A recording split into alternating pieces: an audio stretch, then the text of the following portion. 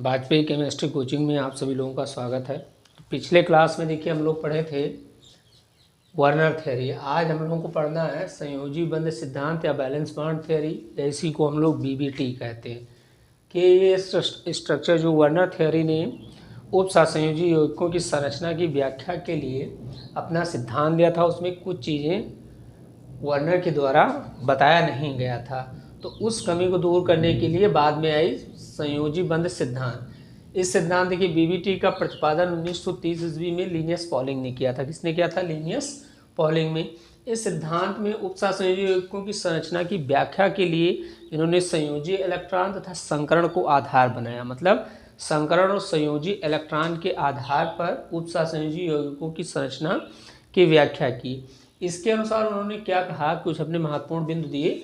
इसमें पहली बात इन्होंने कहा कि जो हमारा केंद्रीय धातु परमाणु होता है, केंद्रीय धातु परमाणु होता है, वो अपनी समन्वय संख्या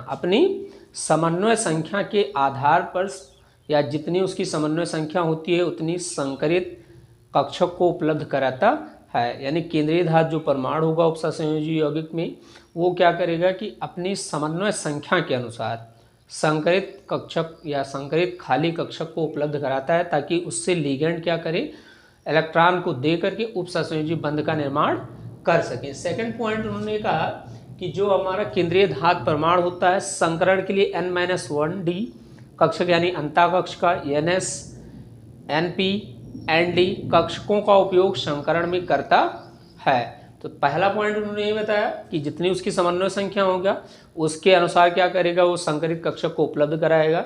दूसरा कि संकरण के लिए क्या करते हैं कि n-1d, ns, np और nd कक्षक का उपयोग करते हैं। कौन? केंद्रीय धातु परमाणु। किसमें?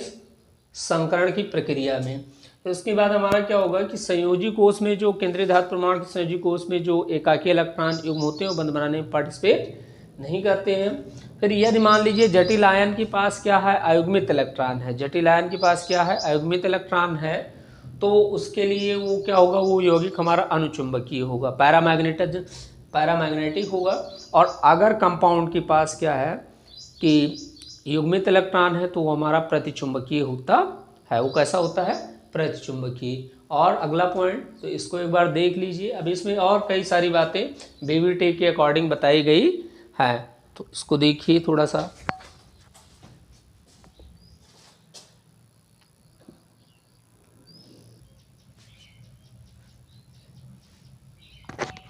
एक बार इसको देख करके पूरा आप लिख सकते हैं।